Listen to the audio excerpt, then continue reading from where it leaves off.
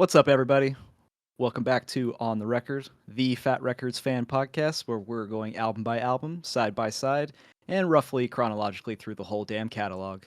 I'm one of your hosts, Alex. I'm here with Ben and Justin today. Josh is not feeling well, unfortunately, so we've got How we've come got every time Justin. I'm supposed to record with you guys, all of a sudden he doesn't feel so good? Well, that He's wasn't ducking true you. for Is it because I roast his ass on Instagram all the time? Is that what it is? maybe that's what it is. Can't hide from me, Josh. It's inevitable. Yeah. Well, it's good to see you, Justin. Yeah, good to see you too. And we are here to once again talk about Lagwagon. Yes, indeed. So today we are talking about Lagwagon's Double Platinum. And before we get started talking about it, let's go through the liner notes real quick. Double Platinum was... Hold on. I What? hate to interrupt, but how many record sales is a single platinum?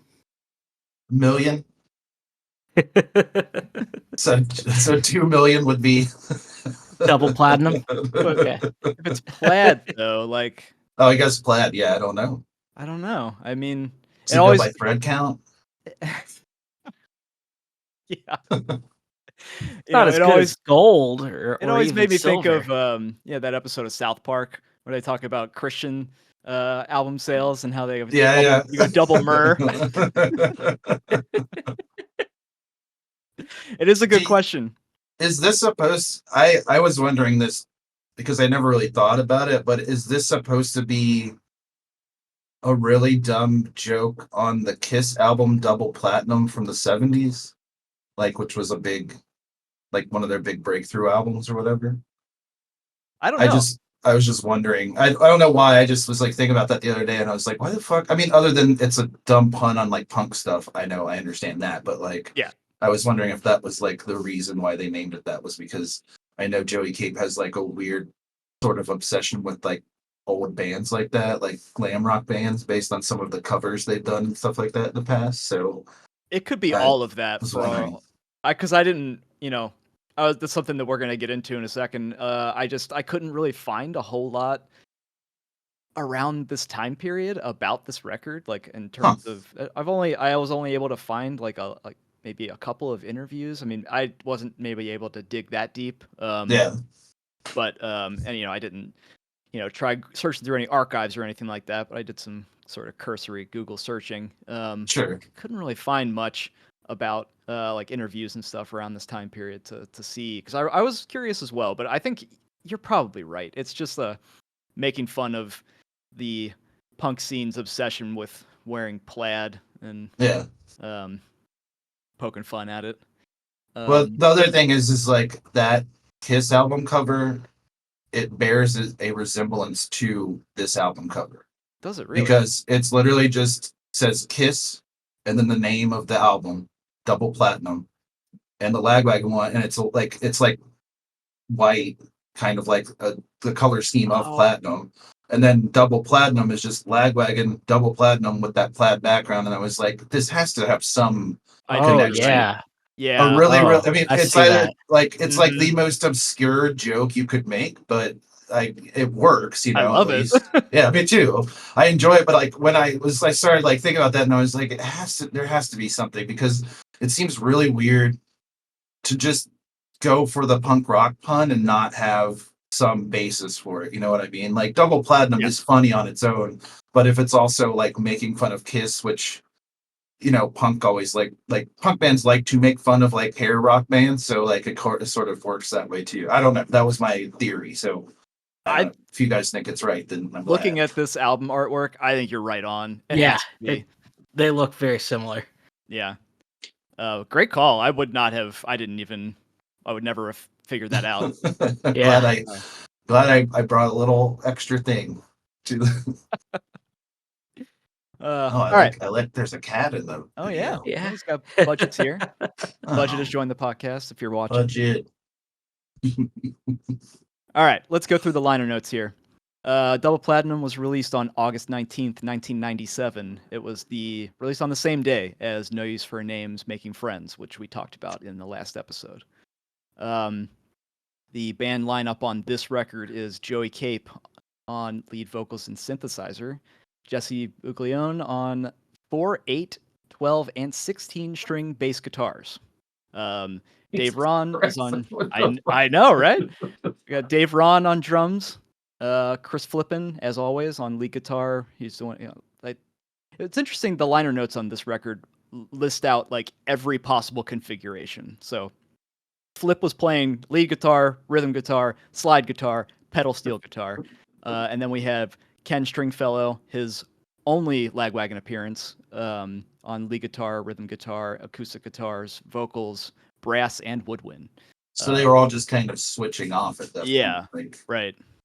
it makes sense though, because when you listen to this album, here the thing when you're reading that is interesting because you like I feel like if I paid really hard attention, I could pick out the things you just said, like the slide guitar and all that kind of stuff. Right. But And I'd be hard pressed on a listen through this album because of how fast it goes by to tell you that any of that shit was happening. That you would ever need a 16 string bass or whatever the fuck. Like, oh, I'd never be able to pick up on the number of strings that are on your bass guitar, but like No. I couldn't have picked out pedal steel or slide guitar. No. So the fact that all this stuff is listed out is like it's interesting. They could It's have like literally just put a couple of things in there. Yeah, that's why I was wondering. I'm like, is it somewhere in the mix in there that you just can't notice it? But there's something about like when them as a band who's like, oh, we got to have this in here. It makes a big difference to have a slide, a pedal steel or whatever for like a second or whatever in some arrangement. Yes, they were really going for it. I mean, Haas did really well, so maybe they had more money, I'm sure, to play around. That was what I was surprised about when you said you couldn't find much about this album, because I remember when this came out that it was such a big deal because it was a follow-up to Haas. Yeah, I mean, like I remember like people like hotly anticipating it, at least like within the punk scene, like because of the fact that Haas was so like well liked, you know. Yeah. Yeah, I just wasn't able to find much, but like I said, I did kind of a cursory Google search. Oh yeah, no, I don't expect you to like dive in on archive.org or anything like that. But man, I would have loved to have done that. I would have loved to have found more. So yeah, if anybody can ever dig up interviews or anything, if you're listening, send it. Email it over to us. We just might reenact the interview. No, we could. So this album was recorded in a whole bunch of different places. Orange Whip Recording, the Music Annex, and Dave Wellhausen Recording. Engineered and mixed at Motor Studios by Ryan Green. Also, additional engineers on this were Angus Cook and Tom Flowers. It was produced by Joey Cape and Ryan Green and co-produced by Angus Cook and Ken Stringfellow. So this was a very collaborative process here, it looks like. Is record production at all like movie production, and that there's a good chance that like that just means you put some money up for the record? Maybe did they just so like at least in the case of Angus Cook, Joey Cape works with him a lot more later on, especially he's in Bad Astronaut. Yeah, I was gonna say he becomes like really important to that, right? To Joey Cape's career after that. So I don't know. I don't really know much about Angus Cook. I mean, he might be some kind of musical genius, because Bad Astronaut was like a way more complex project than Lagwagon ever was. I think, if I'm not wrong, I think the reason why is because, well, Angus Cook is also like a guy who knows a lot of people. So like when you hear like the first and second Bad Astronaut like releases or whatever, there's other musicians on there that probably wouldn't have been on there if Angus Cook wasn't part of this. Because like John Popper from Blues Traveler playing harmonica on that one song, on the one Bad Astronaut song, is because he knows Angus Cook, not because for whatever reason Joey Cape would know John Popper from Blues Traveler. You never know, but still, like I know Angus Cook is like a connected kind of sort of thing. So yeah, that's cool. Yeah, I mean, I figured that was probably the case.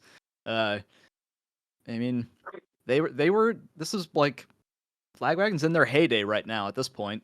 Even though I did, in the little bit that I did, I was able to find from this time period. I really only found one interview, and it didn't really have anything interesting. It was kind of a lot of stock questions that we've already kind of seen Joey Cape answer before. Right. But I think it was probably an interview done between Haas and Double Platinum. Yeah. And Joey was just kind of catching up, like, oh, the band broke up for a couple of weeks, but it wasn't worth reporting on because we just got right back together. And I think that this is Lagwagon. They've lost 2 original members before they went into this record. I don't know what that timeline looked like, and was it right after Haas that Derek and Sean Dewey left the band? I would guess it's probably after that tour, right? Like, at least. Yeah, possibly. But you look I at was about to make the joke that it's not surprising that he said that the band broke up for like a week or whatever, because if you base it on this album about how he hates every fucking person that he knows. Yep, that's what I was about to say. It's like it seems like his experiences directly following Haas are all reflected here. Yeah. This is a rough record thematically. It's like the sense of humor that was present in Haas. It's gone. It's not here at all, other than in the title of the album. I think that's really the only place you see Lagwagon's sense of humor show up. So I mean, I think overall there's a sense of humor to it because it is about it starts out and the theme is basically like all of you people have fucking problems and I have a problem with the fact that you have this many problems and I don't like it and I don't like any of you. And then the final song is like, I'm just fucking around, let's have a drink, kind of thing. It feels like one of those weird mid-20s, the whole album feels like a concept album about a night at a bar. Where people are mad at each other and everybody's upset and maybe somebody breaks up with somebody during this evening, and then at the end, near last call, it's like, let's just have a right. a drink because everybody's wasted type of thing. Well, I mean, I think that thematically it reflects people's friendships in general. True. You have your ups and downs with your friends. Doesn't mean you're not friends anymore. It's just sometimes you're kind of pissed off at your friends. Yeah, and then you write a whole album about it. Like a normal person too. But it's all good. Lagwagon continues on to this day, so it's not like they're fine. Yeah. But I do want to get your perspectives on we'll start with Ben. What was your first encounter with this record? Were you super familiar with it? Is this one that you came to much later? Of the Lagwagon albums, I think it was one that I came to a lot later. Mm-hmm. After Haas, after Let's Talk About Feelings, even after Blaze, I think I checked this one out later. Mm-hmm. I still like it a lot. Still think it's one of their best. How about you? So this is, I think I thought this was interesting. I did kind of poke around on the internet and look at what people thought about this record, because as far as people I've known that are really into Lagwagon, this one, nobody ever really talks about this record. It seemed to me anyway. And it seemed like the sentiment around the little bit that I saw on the internet was that people were like, oh yeah, this is a decent one. This is a good one. But I think this is actually the best record. I think this is maybe Lagwagon's absolute pinnacle. It is really all told, going back through the whole catalog and everything like that, I keep coming back to this one as just it's some of the best songwriting that they ever had. It's pretty amazing. Do you think Stringfellow is instrumental in that? Possibly, he could have been the X Factor for all we know. I mean, based on all the stringed instruments that are on this album, I would say Stringfellow is very involved. I mean, it's a little on the nose to have that last name. Is it real? Is that actually his last name? Do you know? I just looked this guy up. He is kind of a big deal. I think he is. Yeah, he's Like he definitely wasn't just like any ringer they pulled. He was in the Posies and REM. Oh, he's like real deal fucking. When Yeah. when Big Star reformed in 1993, he was part of that too. Holy shit. Yeah, Yeah, like that's why I So this think is just like a fucking weird like footnote in his career. he must be like one of those session guys that knows everybody and comes in and just like is really good. You know. Hold on 1 second. You're back. Yeah. I think that's probably right. He's definitely he adds something here that doesn't exist in any other Lagwagon record. I was, after I read that, I was thinking, it really is the most REM sounding of, probably. I think Blaze kind of gets into the same territory, but like the most alt rock sounding of their records. Maybe not REM particularly, but I think that's fair to say. Sorry about that. Oh, no worries. I'm making kolaches, so I had to take them out of the oven. Wait, like It's like a Czech. It's like a Czechoslovakian pastry thing. Oh, Every week, everything gets more. I've turned into like a baker person. So every week I make a new baked good, and every week I need to find something that's more and more complicated. So this week it was this. So that's awesome, man. yeah, it's fun. It's Yeah. just It's a fun hobby. yeah. It could ratchet out of control. But it for sure has. It's already like too much. I've been buying like so much stuff. I have like way more pans and pots and stuff than I should ever have, and that don't fit in my fucking kitchen because it's not that big, space. And then I'm like constantly like looking at like baking stuff online, like looking for something more and more challenging for whatever reason. And then doing that and being like, well, that wasn't really as hard as I thought it was going to be. So now I need something. Oh, he's a man with ambition. He's going to show them all. Baking's become my Elden Ring. I've got good. I respect it. Okay, to circle back to what Ben asked me what my first experience with this record was. So that the part it might be partly why I feel so strongly about this one is because this was the first Lagwagon record that I actually bought. And I remember when I got it, I was a sophomore in high school. I had just gotten a skateboard for my birthday, and then I used some of my birthday cash to go buy a Lagwagon record. And I remember specifically, I wanted Let's Talk About Feelings, but I could not find it. So this was the album that Media Play had. So I bought this one, and I just remember seeing the cover art, and I was like, double platinum? That's hilarious. I'm going to buy this. And so I have like a really like clear memory of, skateboarding around my, over that summer, my parents had a house built in a developing suburb, and it was only like a third of the way developed. So there was a lot of houses that were still being built. And I remember skateboarding through those like empty streets and listening to this record. And at that point I didn't even have that many CDs, so I just listened to this one on repeat and I loved it. And coming back to it, it's not been diminished one bit. In fact, coming back to the remastered version of it is pretty amazing. It sounds incredible. The remastered. Oh yeah, for sure. You can hear things that you just couldn't hear on the original version of it, which was really great. But Justin, how about you? What was your first? I'm sure you got this like right as it came out. Yeah, the day it came out. And I think I was like, I kind of, I don't know, maybe I was like, I mean, obviously when you're like I know we've discussed this before, but like you're like when you're like a shitty little teenager, and then like you don't understand like bands evolve and change. You want them to stay exactly the same as they were. So like Haas was like a big thing to me. And then when this came out, I remember getting it and listening to it and being like, I don't like this at all, which is a weird reaction to have. But it's so much different. Like it really is like, an evolution of what they were to become.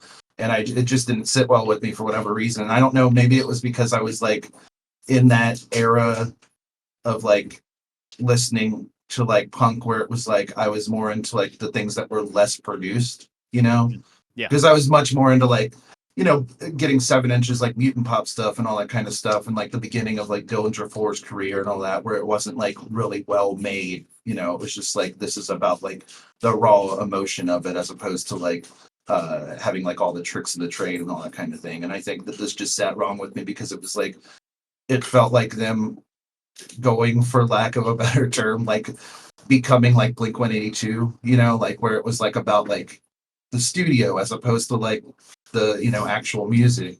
And then I now that I'm older, actually, I mean, even a couple years later, like going back and listening to this album, I was like, oh, I'm just dumb. I was just like a dumb kid and didn't understand. And like this, I think you're right. This is probably the peak, like pinnacle of like what I mean, aside from maybe Resolve, but Resolve Mhm. is the peak for a different sad reason, as opposed to like, you know, Yeah.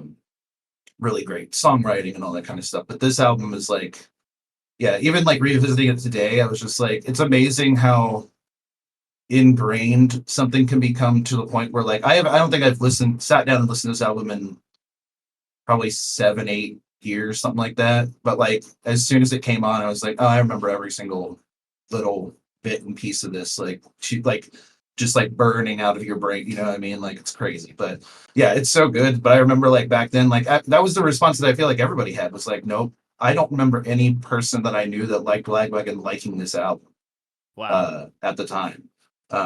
Not I don't even think I don't remember like reading reviews or anything like that because I don't think I ever gave a shit about that. Like Mhm. I didn't read like Punk Planet and Maximum Rock and Roll or anything where they would have reviewed this album.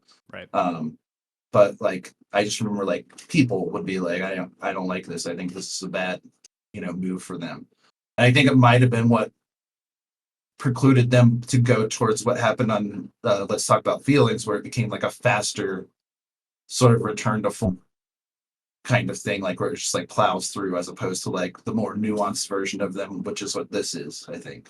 Yeah. Yeah, I could see that. Because I was gonna say that this record has Lagwagon's always kind of tinkered with their sound. It's always every Mhm. record sounds at least a little bit different, but this one sounds pretty distinct from the rest of them. It definitely has its own identity. Uh, but where I definitely feel like Let's Talk About Feelings is more like Haas than it is like this. In terms of the way that it sounds. Um, so this, because this feels more distorted and crunchier than some of a lot of the other material. Mhm. Um, There's a lot more like going on with it, you know, for like sure. there's all the songs feel like they have like, or most of them feel like they have like really distinct parts, like movements almost, you know. It's like I don't know, Hmm. it's more of an interesting to listen to album than like Haas or Let's Talk About Feelings, which is funny because Let's Talk About Feelings was my favorite Lagwagon album for years, Hmm. and now I think it's this one, which is like a Yeah. complete reversal of how things used to be. Yeah.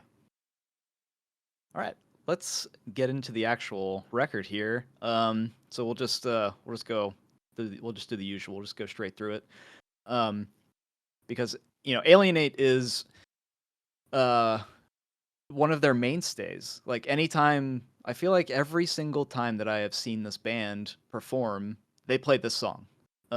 It is usually the opening song too. So they certainly have a lot of love for it themselves. Yeah. And it is a really good opening track, and I think that it works so well as the opener for this record because a lot of the elements of it recur throughout the record. Hmm. So he starts with that, that acoustic intro, and that comes back, that sort of element comes back a couple of times throughout the album. Um, and I will say that this seems like, other than Resolve, this seems like the most concept record that Lagwagon has done. Yeah. Um, Yeah. so Yeah. Listening to it this time, I don't know why in the past I never really picked up on it, but yeah, you're right. Like it feels like that.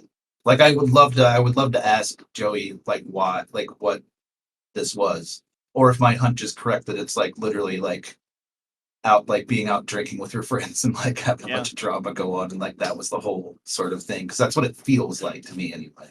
I think that's a really good call out. I could totally see that. And considering it seemed like maybe he wasn't entirely sure that the band could continue, considering that you lost a couple of key members, Yeah. especially, Derek seemed like a key component of this band. And it does seem like they just didn't know if they were going to continue without somebody like him. Yeah. So you could kind of see how they're like, well, if we're going to do one more, let's just do something different Mhm. and really go for it. Because it does seem more maybe artistic than a lot of the other records Yeah, in for some sure. ways. So, and then you work with somebody like Ken Stringfellow, who is obviously a total pro, Right. to come in and really work with you and build it out. And I think that the album totally reflects all of that. Yeah, I think this album in particular, it puts like the music more forward than, you know what I mean? Like, obviously the lyrics are great on this album. I think they still They're stand up. I think very good. what, 30 years on, that's what it is, right? This, or well, 20 whatever, Mm-hmm. right? Yeah. 25, 26 years since then, like it still holds up incredibly well. Like, I feel like I could play this for anybody and be like, this is what I think this band is, essentially. um and that's really impressive, but part of that is because the music is so well done. Like, it's really on display, and it's like right out there, as opposed to like with Haas and like earlier stuff like that. I don't think it was. I think it was less about the music and more about the lyrics and like just like the fast sort of, skate punk of it all or whatever. Yeah, I think these are some of Joey Cape's best lyrics. There's a lot of really great stuff in here. Um, but yeah, Alienate is about exactly what you'd expect it to be, about being, outside the circle. Um, but Ben, how do you feel about this as an opener? I think it's their best opener amongst a lot of great openers. Like Haas has a great opener. Let's Talk About Feelings is a great opener, and I think this one just a little bit above those. So I think it makes perfect sense that it is, their main tour opener. I really love the song. I agree with what you guys are saying about this setting the tone for the rest of the album really well. And I think the lyrics were kind of condescending a bit. But like I totally understand the position that the narrator is in with, like, I hear it as coming towards a friend for whom misfortune just seems to always follow you around. And like people are always out to get you, and like like that sort of that person that has kind of alienated themselves. At least the way that I read it. Yeah, it's like about like victimhood. Well, somebody who likes to play the victim, kind of, uh, because it's easier that way than like facing up to like your responsibilities and that kind of stuff. Yeah, they'd rather just feel like they're like everybody else has the problem and not them. Yeah, for So sure. it's, isolating themselves.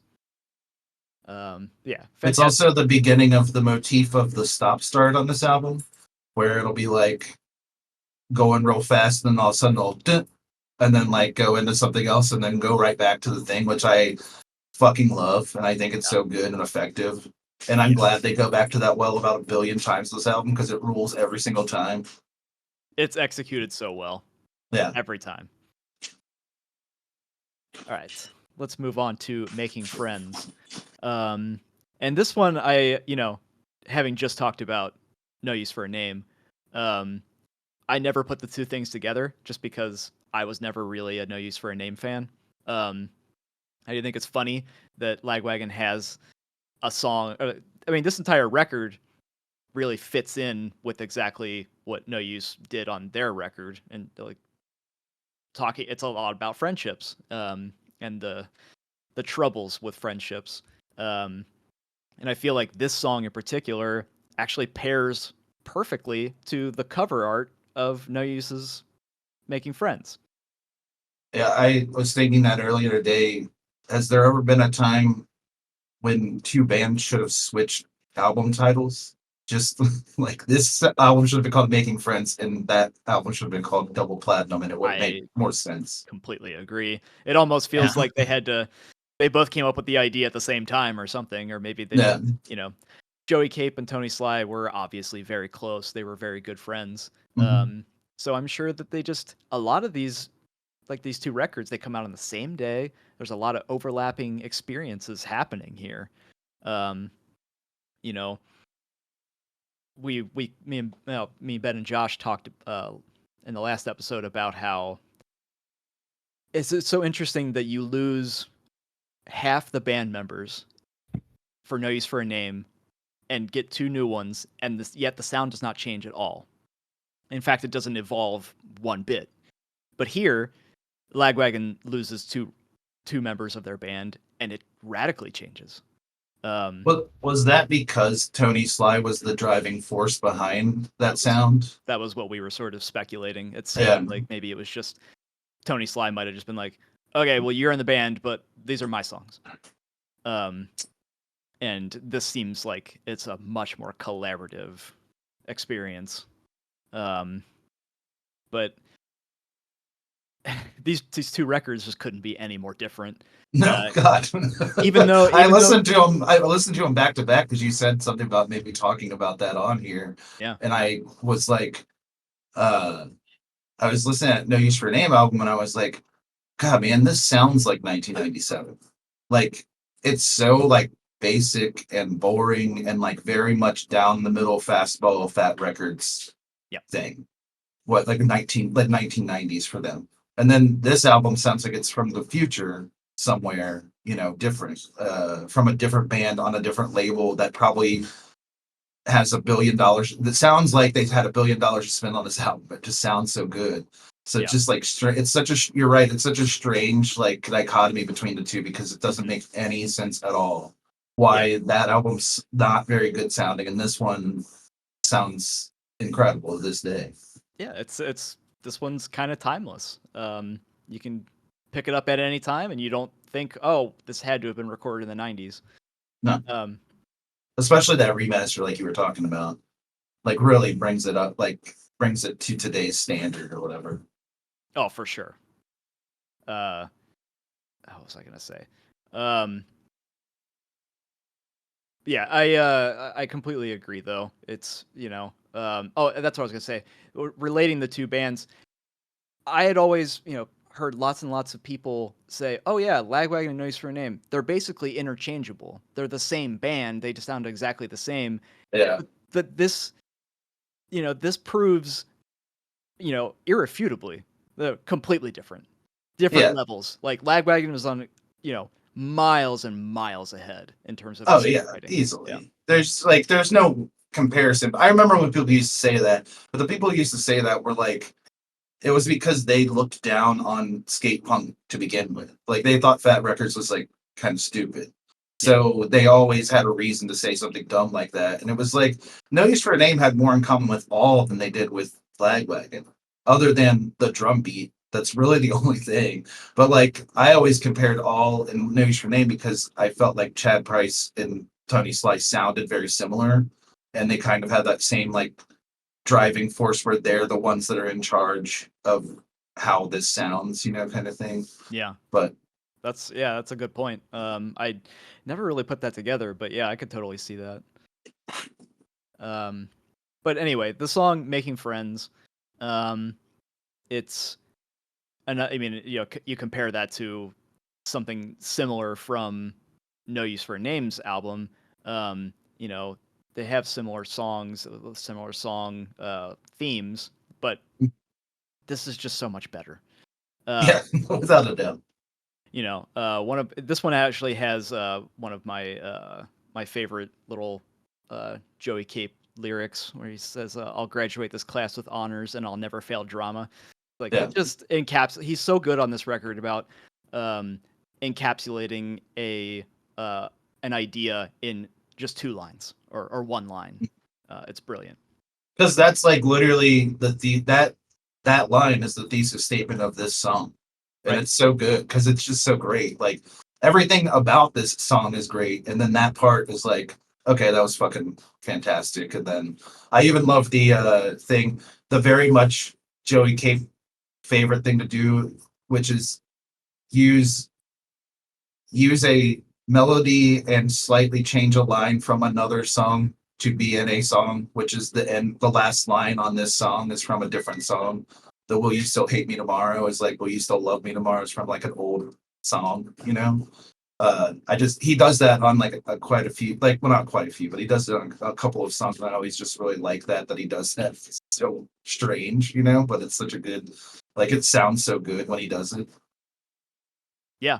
I mean, he's, he comes from, I think he comes from a family of musicians. And so he's got that very long history, the deep history of having like a very deep well of influence to pull on.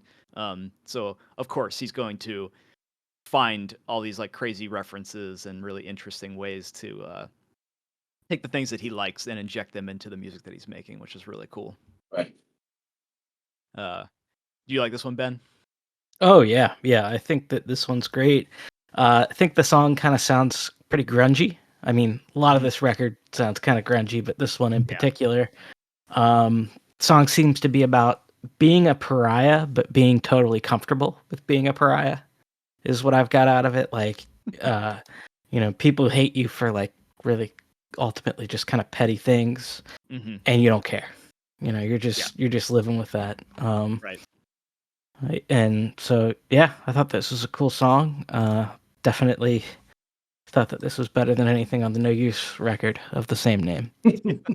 I think it's also like thematically is about like, you're right, it is about like being outside of it and being above it because you don't give a shit.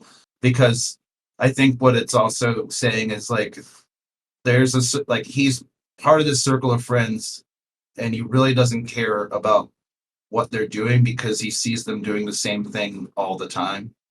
And it's just like at a certain point, you're like, oh, fuck you. I don't give a fuck about this at all. Like, none of this matters. But I'm more than happy to start throwing shit if you want me to, which is like the drama part of it. So it's like, like point out like these people are like, you're just doing the same thing over and over and over again. Why, like, if you really thought this was bad, you wouldn't do it anymore, but you're going to anyway. So, Right. All right, let's move on to Unfurnished, which this is one of my favorites on the album. God, this song rules so fucking much. Yes. The beginning of this song is so good. Like just the chugging guitar, and then like when the drums come in, it's so good. It's such a great, like, weird scattered fill going into the beat. Yeah. It's a serious earworm. This one will get stuck in my head. If I listen to it, it'll just be stuck in my head for days. And I think like the real standout for me here though are the lyrics. Because even the first line is like straight up poetic storytelling. He says the TV's broke, her cheeks are soaked, the drink is empty. We get in one line, we get the setting, a home, a feeling, heartbreak, and then a metaphor, someone's drunk. And you can connect all of them very quickly by, you see how they all relate. I just think it's a really, really smart way to write that out. And, another really great line was upstairs disgust, a small words cut through what once was their trust. Just really, really clever stuff. Like his economy of storytelling, it translates to the whole record, but like it's really on display in this song in particular. It's also funny to juxtapose this song with a song from No Use for Names, Making Friends, that's about a very similar thing. Yep, exactly. And how much better this is written. Like, that's not you're right. Like the economy, the economics of these words is so much better than Tony Sly's need to spell out every single fucking thing that he thinks. And it's so weird. Like, I mean, it obviously comes from like Joey Cape's like sort of background in like poetry and that kind of stuff. And like, I know he's like a great like writer. And as you said before, like he reflects on like history of like music and all that kind of thing. But like, even like the way that he pronounced, or maybe not even pronounces it, but the way that lines run into each other in this song is so interesting because it's not the way a normal song should go. but he makes it work so well and it sounds so good. And again, like you said, it's such an earworm because of that. Like there's certain phrasing that gets stuck in my head, and I'm like, why did I go listen to that song again? And like, if I don't, I'm just gonna drive myself nuts thinking of the same 20 seconds or whatever Yeah. over and over. Yeah, it's just so unexpected the way he strings stuff together, and that's what makes it work so well. That's what takes it to the next level, really. Any thoughts on this one, Ben? Yeah, I thought this was all right. So the one from No Use, the No Use album you guys are referencing, is that the one that Alex, I said that sounded like the Offspring "Why Don't You Get a Job" song? Potentially, yeah. Because I could see that in here, but it's definitely not as obvious as it was in the No Use for a Name song, where it was just like, this is just "Why Don't You Get a Job" in a different setting. I think you are right. I think it is that song. Oh man. Yeah, the opening lines always get stuck in my head, but I don't think I latch onto this song as much as you two do. But it's all right. Yeah. All right, It's interesting because I wondered about like, is this song? I mean, obviously it's about a breakup or whatever, but is it also about like his unrequited love for the woman in the situation because of the perspective switch at the end? Like, it's because it talks about her and then it talks about the guy in the situation, but then all of a sudden it switches to him as though he's like empathizing with her, and then he's also like, you know what, this fucking sucks, and like I suck, and I don't deserve to be with her either. So like, or is it that he's like the shitty guy in the situation, and you're just learning it at the end, like it's a twist, reveal, whatever. I think it could go either way. I read it maybe more the first way that you put it. Yeah. That he's sort of standing on the outside of something that fell apart. But yeah, I mean, I think you could read it either way. Yeah, I guess you just take whatever you want from it. But it's just interesting because I never really thought about it until now, like reading the lyrics, like, oh, it switches from like third person to first person, like pretty quickly at the end. Yeah. Yeah, I think it could go either way with that one. All right, let's talk about One Thing to Live. I've listened to this record hundreds of times, and I think this is maybe the first time that I listening to it, and I put together one of the brilliant structural things that they did with this song. It's the drums come in after the acoustic intro, and then that same pattern comes back as like sort of like a bass solo at 3/4 of the way through, and then that it happens, and then it happens again towards the end of the song with the drums and the guitar. It's like this repeating structure of the way, like I guess just like the sort of the pattern of the song, that it just recurs, just with different instruments throughout the entire song. And I thought that was like a really cool thing that I just never noticed until I really sat down and analyzed it a little bit more. Yeah, I think you're right, and I think that's probably on purpose to match the recurring lyrics that he changes. Yeah. Like how it's following the thing of like the whole like match metaphor and like burning and all that kind of stuff and being ashes or whatever, and like that's how it gets there. Like it's like it starts with the match thing and then at the end it's ashes. It's so like it's like such an interesting, because it uses the same lyrics essentially, but it's changing them just like the instruments are changing and instrumentation is changing. Yeah. Yeah, it's just like a really cool touch that I somehow never really picked up on. It was just maybe just too subtle. It's that Ken Stringfellow, man. He's I fucking guess so. he's on it. He's the X factor for sure. Sounds like his name is Ken String, and you're saying that Ken String fellow. That Ken Stringfellow. Your posh English accent. This was really funny though. The lyrics on this one, I remembered way back when I first bought the record. The lyrics that were written in the booklet were actually different than in the song. Where he says, um, yeah, where he says walk around with like a burned out match. In the lyrics in the booklet, I remember it says something instead about walk around with like a butt tattoo, is what it actually says. And I just remember reading the lyrics and going, doesn't say that. So I don't know what happened there, but I kind of wish he I did wonder if mention the they butt just tattoo. I wonder if they just put that in there, like, because what they had been probably like mid to late 20s at this point. So that sounds like the joke that you would put as an Easter egg in your lyrics. Like, I wonder if anybody will notice this juvenile bullshit we're doing right now. Yeah, I do really like this song. Anything else to add on this one? The guitar is crunchy as hell in this song, that's for sure. Yeah, it's great. it is really It's very good. pleasing to listen to. Mm-hmm.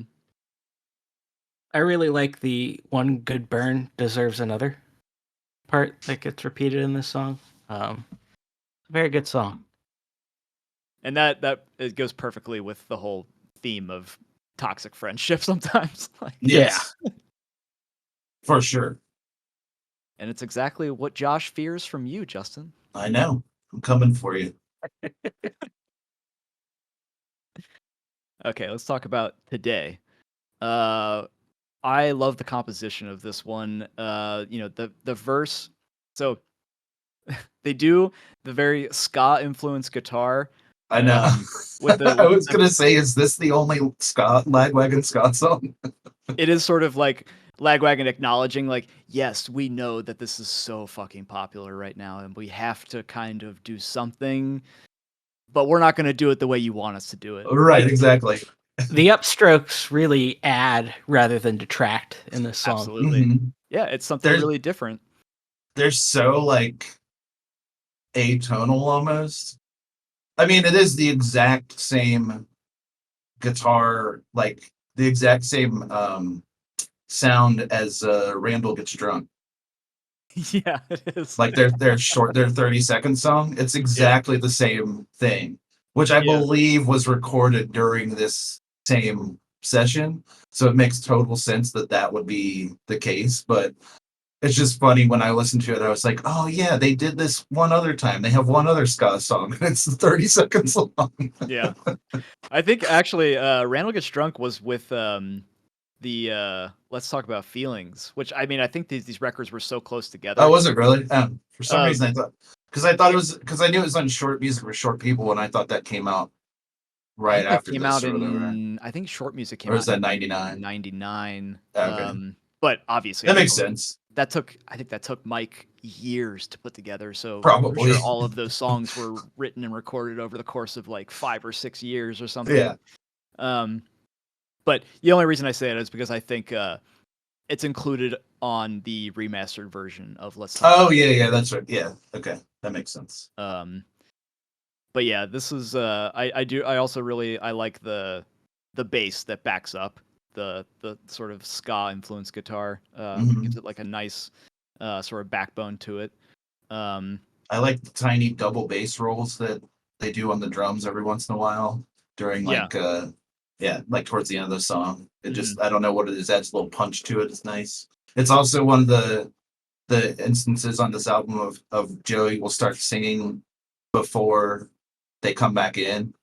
Like the part that I must have finished my last care with that beer, that part is so like good. Like when he's like as soon, like, because when the cymbal hits on beer and they go back into the song, and it's great. It's such a great moment. There's a lot of amazing flourishes, especially with the drumming, which when we talked about No Use last episode,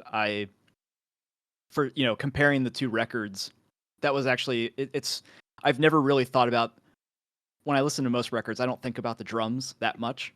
But I said last episode that I couldn't figure out what was making No Use sound so much more basic, and listening to those two records, I really noticed the difference in the drumming. Like Dave Ron is like way more interesting with what he's doing.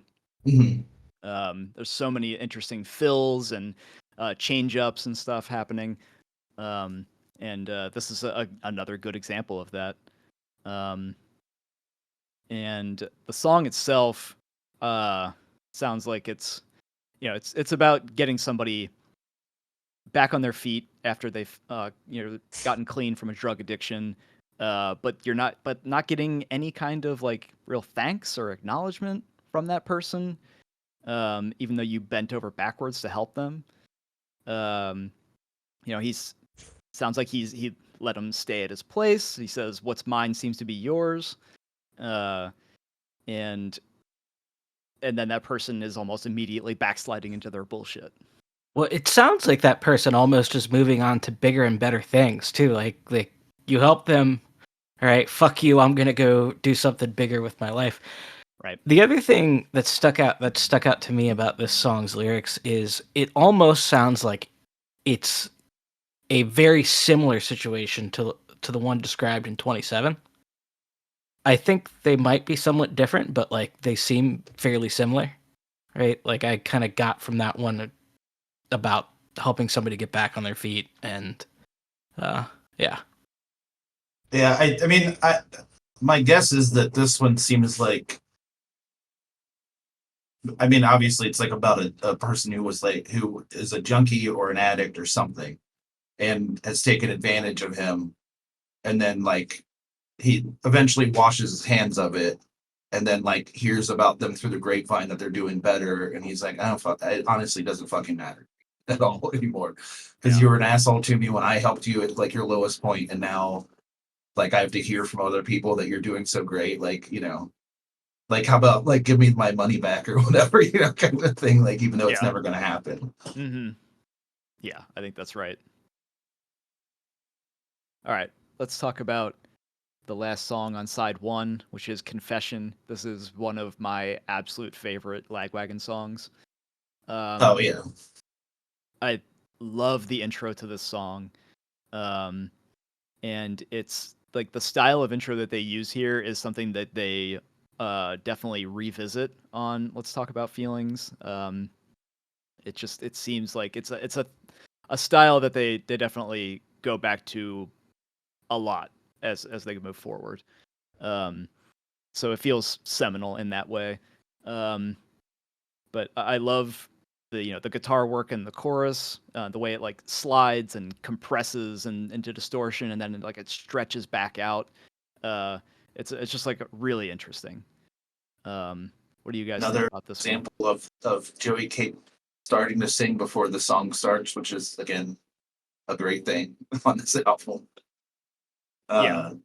Yeah, I mean, honestly, like this is up there, like in some of my all-time favorite songs, not just of Lagwag, but like period ever, like of anything. It's really great. And it ties into the again, it's everything feels like it all connects really really well. That's why it feels like a concept album.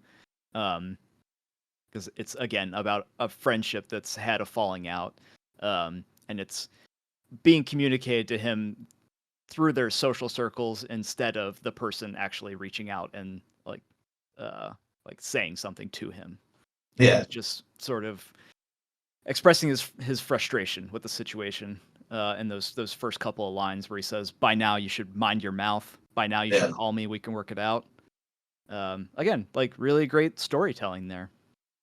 Yeah, I feel like this song is the sequel to Alienate, and is also responding to the song right before it, because it's like it feels like it's the person who like is doing better or whatever. Yes. And like he won't talk to them because he feels like he doesn't need to talk to them, and they're running their fucking mouth about him, and he doesn't like it, and they're acting like the victim, and he's like, oh, okay, well here's what I have to say about it, and then I'm not gonna fucking say any more about it after this, kind of thing. Right. Yeah. I also love that the last line is, I hope you hear about it soon.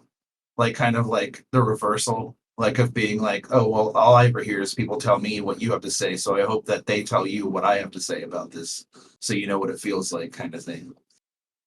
Yeah, totally. What What do you think, Ben? How do you feel about this one? I thought it was pretty good, but one that just didn't grab me. Doesn't grab me like the other Mhm. ones. Okay, fair. Um. Oh, I was wrong. This is the last. The last song is actually "Bad Scene" on side one, which is, I mean, it has to be obviously a reference to Jawbreaker, to the song "Bad Scene, Everyone's Fault." Um, it is one of, I think, easily one of the catchiest songs on this album. Mhm. Uh, it's one of the faster ones. Um, and it just sounds like it's just about being in a band and how difficult that can be to get along with everybody. Yeah, I definitely. It definitely does feel like bad scene everyone's fault. Like it's like Lagwagon's version of it, kind of. Mm-hmm. But yeah, you're right. It is. It's just about like uh yeah, I mean obviously the lyrics are just about like, well, this used to be great. What the fuck happened? And Right. then like I guess I'll just have a couple of drinks and like not worry about it and then it'll be fine. And then yeah. And trying to like be sort of magnanimous and being like, look, I know that we all have problems or whatever. We're all like, in each other's shit, but like what, we got to figure this out or it's over kind of thing. Yeah. Yeah, I think the lyrics again encapsulate the whole thing just in one one part of the song where he says a broken machine used to pick up something good when we fed it. I'm against it. Bad scene. Bad scene. That's the whole song. What do you think, Ben? Yeah, I like this one more than I like the Jawbreaker song that we all think the name was inspired from. I really don't like that song on that record, and I think that this song is really good. It doesn't overstay its welcome at all. It breezes by, Yeah. and it's really catchy. I like the everyone points. We all have our selfish points part, which kind of really reinforces what you guys are talking about with the Mhm. we all fucking suck.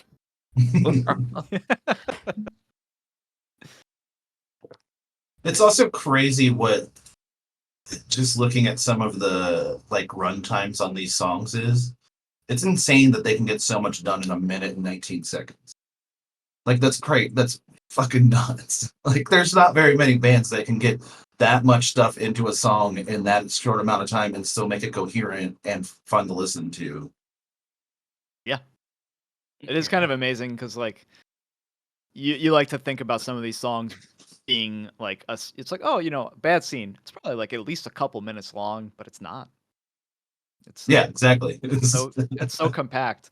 Um, it all goes back to that economy of songwriting and storytelling. It's fantastic, and I don't know that they've ever done it better. But that's gonna do it for side one. So let's take a little bit of a break. All right, it's time for a quick Q&A. Hold on, before we jump into that, I do have a question for you because the phrase occurred to me at the beginning when we were talking about what this record was like. I was thinking about it's kind of an airing of the grievances. Did you wear your shirt today for that reason?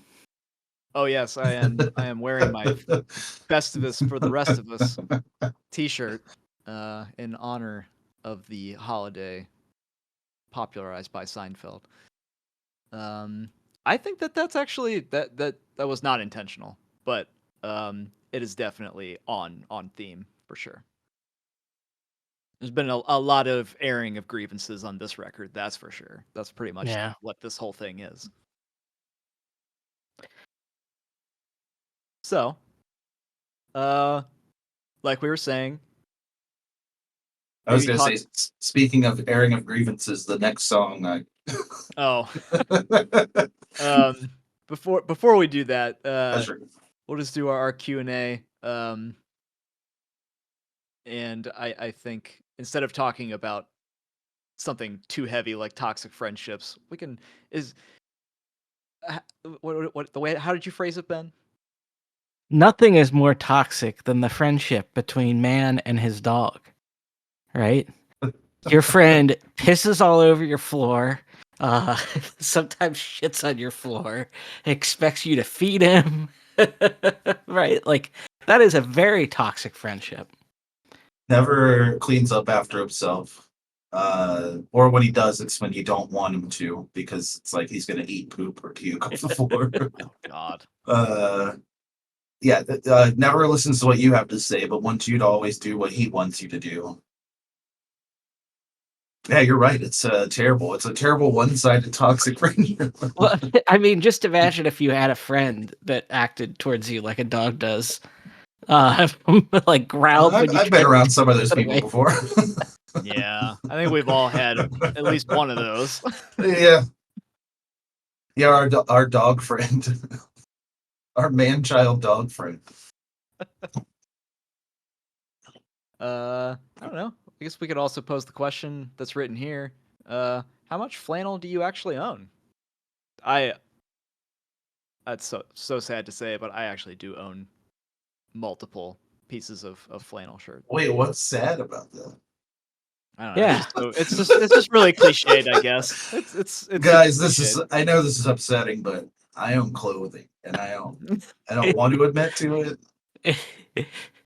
You I know, own clothing with buttons on it. I don't want to say. you don't want to look like you fit into a stock picture of a scene, and that's why I phrased it. I That way. got news for you. We're middle-aged guys talking about punk rock. We have to own flannel Okay, by that's law, fine. I think, at this point. This is a fair You, point. you equated flannel with shirts with buttons, and I like the idea of making flannel t-shirts. Does that even exist? Yeah, no, I was like, does that exist? It has to. But then again, I wonder because it's like a short sleeve flannel seems like the weirdest possible thing that could ever be. It does seem like an unwritten law about flannel. It must have buttons. Yeah, MB long sleeve. Yeah. If you saw, I mean, other than people who cut off their sleeves, which is a whole other, Okay, no, that's Guy a very Fieri type. specific kind of person. Yeah, it's there. That's called James Hetfield. I feel like, but you're right. I've never thought about that flannel T-shirt. It's a good idea. I feel like there's got to be like an audience for that. The guys that wear shorts in January, Yeah, probably. 1000%. Okay, now we're really calling out Josh. Sorry, Josh. We're gonna sell the shirt to Josh. Consider yourself on blast. All right, let's move on to side 2. Yeah, who came up with that shit? It was a really bad midpoint segment. I think that was you. It was. Yeah. Just blame Josh. He's not here. It doesn't fucking That's matter. true. Okay. Yeah. We'll edit it out in post. All right, let's talk about Smile. Which my reference for this is always the T-shirt that I owned. I'm sure you'll remember this T-shirt, Ben. It was the first Lagwagon T-shirt that I had, and it on the back of it, it had the smiley face with the smile that was safety pinned upward. Oh God, I forgot about that one because that was on their buttons and stuff too. I used to have those buttons. Oh, really? Yeah. I had that shirt. I think I had it up until maybe 5 or 6 years ago, and it was in tatters. Because I got it in high school, and I Right. Yeah. keep on wearing it until it just could not be worn anymore. I love that shirt. That was a great shirt. The first Lagwagon shirt I ever owned was in keeping with the tradition of me not owning shirts where it is obvious what it's supposed to be. Mm-hmm. Was at one of their shows. I think it was in like 1998. I bought this shirt at one of their shows that was a picture of Bruce Lee on the front, and then on the back, at the bottom of the back of the shirt, it just said "Enter the Wagon," but it didn't say their band name or anything at all. It was just literally. It was just literally a picture of Bruce Lee, a black and white picture on the front, and then "Enter the Wagon" on the back. Oh my In god! like Chinese takeout type font. Just the worst, but also the best. That is pretty funny. That definitely tracks with their sense of humor. Right. Um, so I think this song has, I think, the very simple line that sums up the entire album, where he just says, "I hate my friends." Over and over and over. This is the actual thesis statement of the entire record: is I hate my friends. Yeah, that just like the line "I hate my friends because they make me think about the smile I'm faking" is the fucking coldest line in the world, but also so good and so well done on this song. Yeah. Because Yeah, I I love like the way that. Oh, sorry. Go ahead. Yeah, I didn't have anything. I was just gonna say I like the way that it's almost like a reverse song, because like the parts that should be fast aren't, and then the parts that are probably shouldn't be, but it's you know what I mean? Like, because even the part where he says that line, that they make me think about the smile and fake, is like as the drums are building up to go into something else, and it's like, I don't know, it's an interesting way to do things. Yeah, that's a good point. I didn't really think about it that way, but yeah, that makes sense to me. It's yeah, it's a toxic thought. It is Yeah, definitely. you can totally think of the shithead type friends that he's talking about. Or they, they're like the ones that are like doing like finger motions, like when you're talking to a chick. Like, absolutely. Ben, I believe this is an area of expertise for you. yeah, no, it is. I can definitely have friends that I could definitely think of like that. Um, Oh, I thought yeah, you were about to say you were the guy who does that in the background. No, that's never been, at least No, in I my can imagine experience. that. Yeah. That's never been I Ben. was going to say I couldn't imagine, but I was at the same time thinking it would be very funny if that was something that you did. I would do it because it was very funny if I did, but I wouldn't do it regularly. I Right, would do yeah. it once in a while. But you would do it to the people that did it to you first, right? That's kind of how that worked. Yeah, yeah. I think the funny way to do that now is because you're older and you have friends that are married, do that when they're like talking to their wife. Like they're like you're like at a wedding and they're talking to their wife or like dancing with their wife and just stand there and do So that reminds me of something I've been thinking a lot about recently. Are there lesbians that do the Borat voice? there have to be, right? There because I would love to see that. there's so many types of or so many genres of lesbian. There has to be a Borat lesbian person, right? I, Genres of lesbian. Uh, it's like an interesting thought. Well, I mean, because like librarian lesbian, you got lumberjack ones, you got the softball crew, you got like all this. So somebody in there's got to be like bad comedy lesbian, you know, that Oh, loves to do Borat. 100%. Yeah. Yeah, it's the only reason I want to get married is to be able to do it. right. Of course, it's the only reason to get married is so you can Yeah. save my wife. It's a good goal. Yeah, Sacha Baron Cohen gave us one gift in this world, and that was it, and it was enough. Yeah. Okay, let's move on to what is I mean, I think 27 is top 3 Lagwagon songs for me. Um I just love this song so much, and I just don't know, it might even be my favorite Lagwagon song out of all of them for whatever. I can't even really pinpoint why. Um it feels like every time I listen to it, I'm just like, this is the best song. I love this song so much. And it's got a really, it's a heavy topic because I think it's about suicide. Because 27 is referencing the infamous 27 Club, which is the famous age where lots of famous artists have either died by accident or they've committed suicide. Um, just a small sampling of the people that this has happened to. Jimi Hendrix, Jim Morrison, Janis Joplin, Kurt Cobain, Amy Winehouse. It is definitely a heavy reference. And I don't know. Do you guys agree that that's exactly what this is referencing?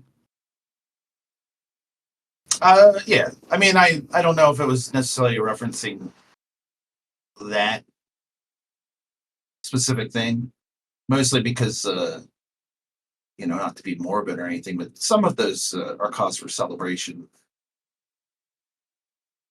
Wow. Look, I just don't like the Doors. I fucking hate Hot the take. Doors, and I'm glad that Jim Morrison did it. All right, that's enough. There he I'm is. sorry to be that way, but I'm saying it. So I've wondered if 27th Street is a reference to a mental hospital or a rehab clinic. And that's, he's walking by the rehab clinic or something, and he sees this person like passed out with a needle in their arm outside. I don't know, like I hope you didn't mind when I saw you. To me, implies seeing somebody at a point of weakness. Yes. And maybe it's just a weakness of like somebody strong front coming down.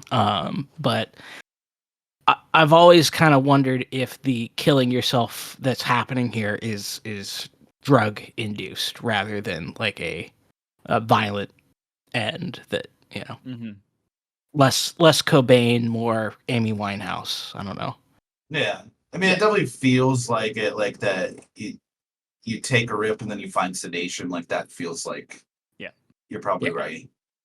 I don't know if I ever really thought it was about like, suicide necessarily. Now you bring it up, I guess that makes total sense.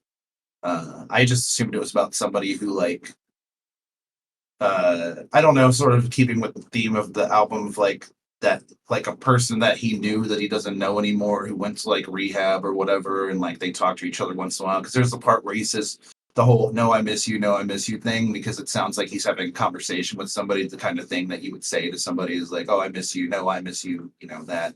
And like that, like I miss being depressed with you, even though that's not going to happen anymore because one of us has moved on from this or whatever.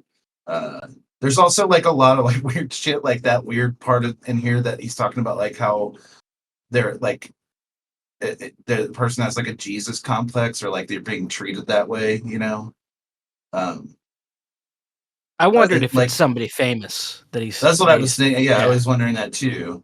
And I think that's why I kept going back to the whole 27 Club thing. Especially, and it really is like, everyone worships you, everyone here fails you. I think, to me, it made me think of, when somebody like that commits suicide, they become like a god. They do become immortal. When, you think about any of those people I mentioned, they are very, very famous because of what happened to them. They were at the height of their fame. Right. It's all of them. Yeah, it's the loss of potential, like what could have been, Right. sort of thing. And obviously that's not the case that all of those people. I mean, maybe that was the case. I just don't know that they had people around them that failed them, that weren't there for them, and that was what led to them, going through this and ultimately committing the act. Or whether it was, in the case of like certain people, it wasn't really. Yeah, if it's intentional or not. Yeah. Right. Yeah. I mean, at some point there's a failure by someone in your life, or like people around you that didn't do what needed to be done to help you or whatever. Or maybe you just didn't want fucking help, but there's a lot of that, you know what I mean? Like it's just as easy that way. Yeah. But I don't know. Yeah, it's just interesting. Like it's hard for me to parse what this is necessarily about, but I think you're right.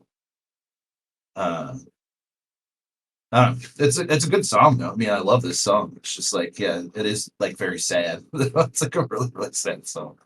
Yeah. The acoustic one I don't listen to anymore because I think it's way too emotionally crushing to listen to. That's off that split with Tony Sly. Oh yeah, for sure. Yeah. Yeah, it's rough. Also, it could just be about somebody he knew. You know what I mean? Not even necessarily a famous person, just somebody that, because there's a couple of references on this album to like someone not being there anymore or whatever. It could just be someone within the scene that died around that time, or Yeah. whatever. Uh, but that's what I was wondering. I was always wondering about the 27th Street thing. Was like, is what Ben was talking about. Like, was that supposed to be a reference to a thing, a place that like this person was when they died, or like, I took that as like it's the road they took.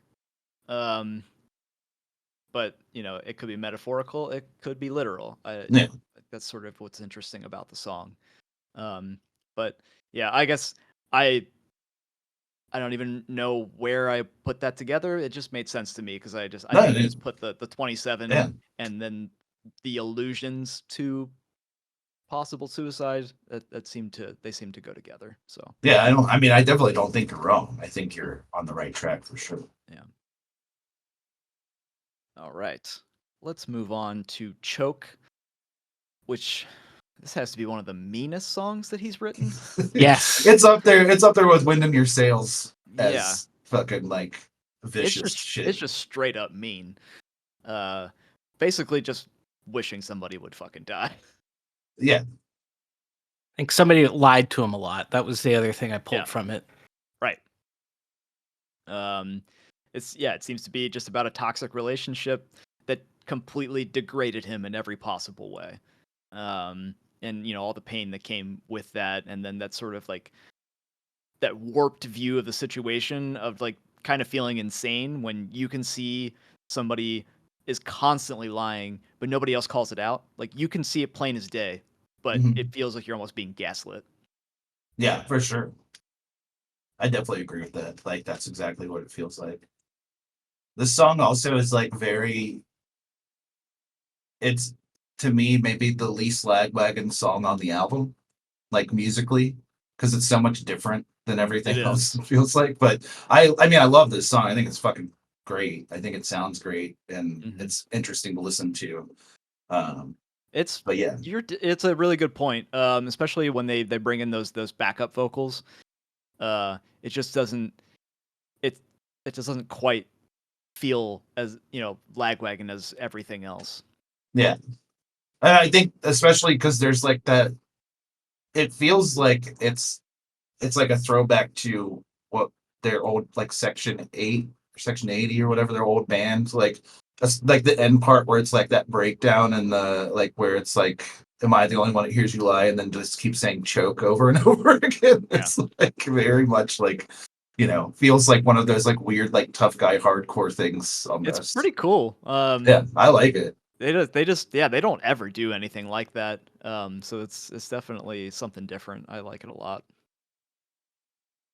Yeah, and I mean, it has to be about like a, because I know it says like a so-called friend or whatever, but it feels like it's about like a relationship, like like his Mhm. girlfriend or something at the time that like did something horrible to him, and then he's Well, just like, to I me, it read hate as your ass.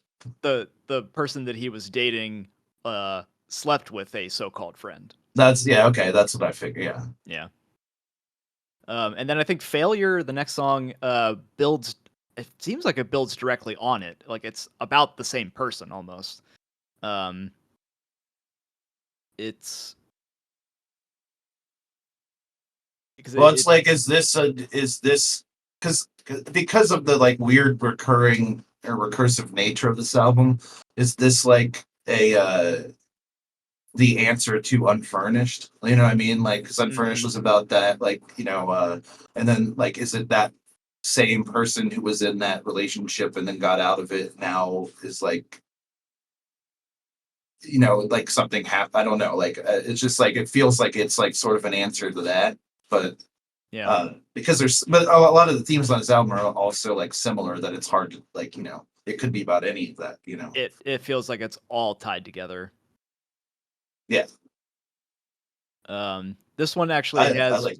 one of my favorite lines, where he says, "I can never be the one, just a shareholder of lies." I think that's some great Mhm. storytelling right there. Yeah, Shareholder of lies. you you really get like a great sense of a much bigger idea in just a couple of words. Yeah. For sure.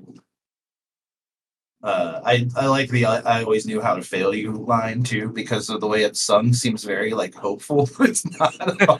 It's fucking sad as shit. It is a very catchy song. Yeah. It's one of my favorites. Yeah. And if you didn't like think about the like, because I guess like it's always one of those things where like I mean I know the song so well that I never really thought about the lyrics, and now like reading them, you're like, oh shit, this song's about something completely not what the music sounds like at all. Right. A lot of this record is like that, I think, at times. Yeah. It can be. Any other thoughts on this one, Ben? You know, I like the way it starts. I think it's a pretty good song. Not much else to say though. All right. Let's talk about it's technically the last song, To All My Friends, which I think is one of Lagwagon's best closing songs for sure. Is it Lagwagon's only Christmas song? Because it mentions the Ghost of Christmas Past. Yeah. It is like definitely a jolly sing along, that's for sure. Oh yeah, I love this song. This has always been one of my favorite Lagwagon songs.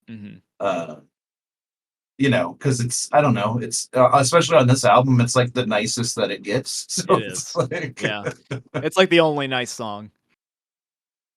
And this one's always a lot of fun when they play it live. People, I think everybody loves this one. mhm. It's just it's just like it feels like exactly what you said back at the top about how you go through all of these emotions with your friends, and then at the very end you come back together. You're just like, let's just drink a beer Yeah, and let's forget about it. figure You it know? out. Yeah, forget about it. Yeah, it doesn't matter. Yeah. Even though, like, even in this song, it's like talking about like, you know, it's our demons making us do this, but I guess we'll entertain them for one more night. Like, fuck it, you know, kind of thing. Yeah. Any thoughts on this one, Ben? That was a really good closer. And I don't know if they really have, for as many great openers they have, I don't know if there are really many like super memorable Lagwagon closing songs. The records just kind of end or putter out, I guess. I still But think that a Prayer for Oamini is a great closing song because it's like the saddest Lagwagon song ever made, but it's also like very hopeful sounding, you know. But it's like I think it's on par with this song, like in that way of like good like storytelling and that kind of thing. And but that's the only one I can think of that's like a really truly like this song and that song are like the two that I can think of that are like memorable ending songs. Other than Resolve, I guess Days of New is like. That's what I was gonna But say. Is again, that one? I don't even put that album in with everything else because it's so different. Like I feel like it's on its own level because it was written as a direct response as a concept album about somebody killing themselves. Like, so it's like I kind of set it aside and I'm like, well, I don't know if it really belongs in with the discography because it is so good, but it also is like so personal and like, you know, that kind of thing. But that song, Days of New, is like an incredible song. But yeah. Yeah, and that one. But you're right, not known for their closers necessarily. Yeah, and I would say it's comparable to this one, in that Days of New is like the only song of its kind on that record. Yeah. Because every other song is so dark and depressing, and then you get to that song, and it is sort of the only like upbeat, sort of hopeful song on the entire album. And just like this one is the only like one that's actually celebrating a friendship, you know? Yeah, true. So yeah, it's a great closer. And on the original version of the record, there's a very long fade out, like of fuzz and distortion that goes into Goodbye, which is the true ending of the record.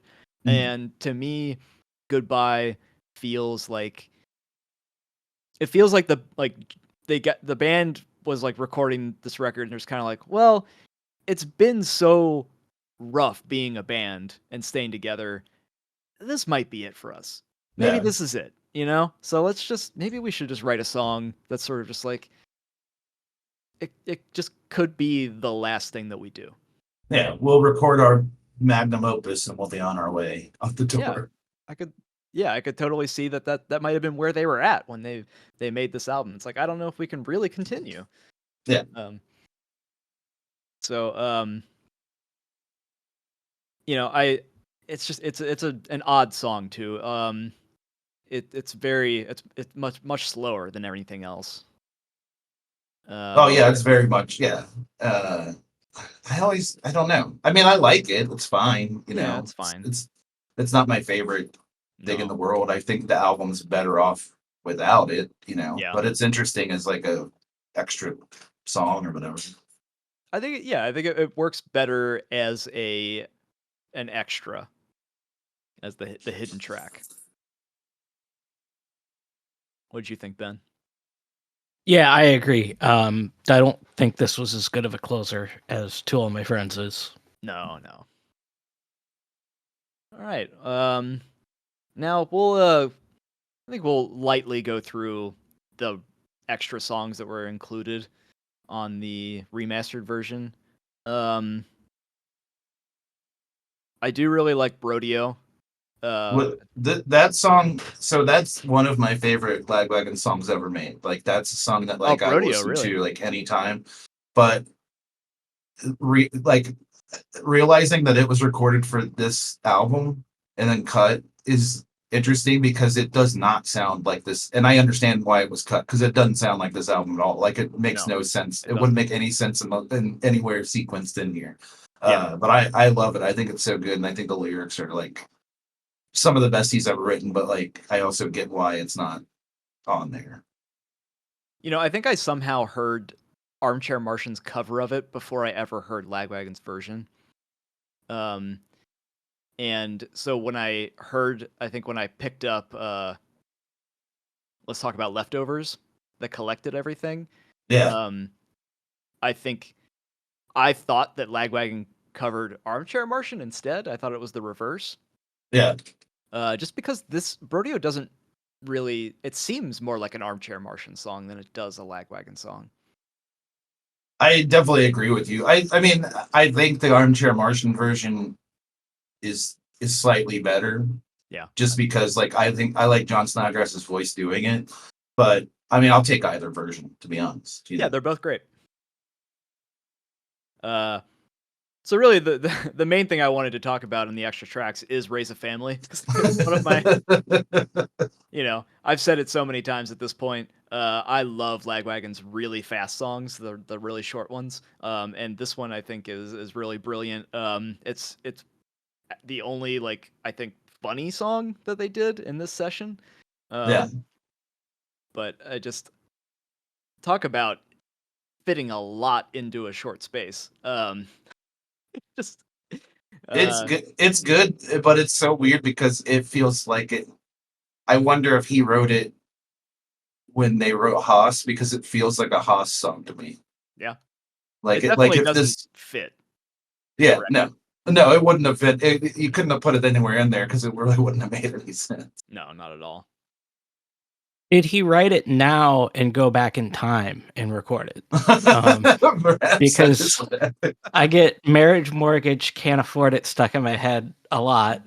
And that definitely seems like it was written now. Yeah, for sure. For sure. He saw the inflation coming, man. Yeah, I love it. It's such a good song. I just love that if I don't even know what you'd call it, it just the almost like a zippy sound that the guitars are making. Mm-hmm. It's really interesting. But it all fits. It's a really great catchy song that is over before you can really even think about it too much, but it's very funny. Did that end up on something other than Let's Talk About Leftovers? Was it on a compilation or something like that? I feel like I heard it on something. I think it was aside from that. Yeah. Yeah. It's a great. The thing is it's a great compilation. It's a great B-side to send to like on a Fat Records comp or something. Yeah. Yeah, it probably ended up on some other comp somewhere. But I know that the first time I ever heard it was on Let's Talk About Leftovers. Right. And we could talk briefly about Restrain, which I think is like a real throwback to the band's like earliest material. I mean, it's got some interesting sort of distortion effects. It gives like an interesting sort of texture to the song. Mm. I think this is probably, out of all of the songs that are here, this is my least favorite by a pretty wide margin. Yeah. Oh yeah, I don't. It's not. Like, I get why it's cut. I get why it's not like Yeah. on the album. I get why they didn't release it for anything because it's not. It's just not a very good song. No, it's not. What'd you think of it, Ben? Do you like it at all? No, honestly, nothing other than Raise a Family really has made ever much of a impact on me. Mm-hmm. Yeah.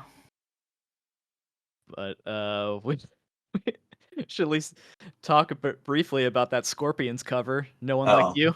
that's so good. I mean, it's horrible, but it's It's great. horrible. It's so bad, but so funny. That feels very much like they were like, we got some extra time, and we have had like 5 beers in the studio. We're just gonna Yes. play a fucking They're- shitty. They're fucking around in the studio. I don't know who that is singing. It's probably Jesse or Leon. Yeah. But it's so fucking creepy. It's like when he says, "I've been wanting your 12-year-old love." It's just like, Yeah. oh god, why? That's so fucking stupid. That's It's great. horrible, but funny. And then there's the Devo cover, "Freedom of Choice" is really catchy. I'm not really a Devo fan, so I like Devo, and I like Lagwagon's covers of songs. I always think they're like interesting. At least they always try to do something, yeah, kind of different with them. So like, I like this, but I also understand like you would never put this on an album. Like, I don't really know. Again, it's just like we have all the we spent this much money for this studio time, so we're gonna do something with it. yeah. This to me seems tailor-made for a compilation, like almost like they probably wrote it for one of those Punk Goes 80s or whatever. Oh yeah, for sure. One of those types of things. So that seems like what that's all about. And then the rest of the stuff that's on the remaster is a bunch of acoustic versions, which I don't really ever dabble in. I just don't need it personally. I'm good with the originals. Yeah. So I could take them or leave them. I usually leave them. But yeah, they're fine. You know. All right. Well, that's gonna do it for Double Platinum. I think everybody at this point has a pretty good sense of how I feel about this record, and probably Justin as well. But Ben, how do you feel about this one overall compared to the rest of their catalog? I think it's, for me, number 2 behind Haas. And then, might get wild and say, I wouldn't say this, but I could get wild and say that I like Blaze more than Let's Talk About Feelings. I think that's fair, honestly. Like, I could see that. I like Let's Talk About Feelings a lot, but it's, of all 4 that I've mentioned so far, like the most straightforward. It's a cool record. I do recall there being like a little too many duds on Blaze, for me to actually say that I like it more than Let's Talk About Feelings. But like, it's like this record. It's doing a lot more interesting, like weird, or expanding their sound a lot more. It's also like Joey Cape's attempt at reckoning 9/11, which is the weirdest possible thing ever. So I have not listened. So I was going to say I haven't listened to Blaze. In just at least a decade. Well, I mean, whenever you record that, obviously we'll talk about it. I'm sure. Whenever you record that episode, but the whole album is about 9/11 basically, and it's so fucking weird to read the lyrics and be like, really? Wait, this really like bugged you this much, or like I think it was also like it was the first like big thing that happened where it was like they could write like political songs and like, but they're like they're kind of strange political songs for sure.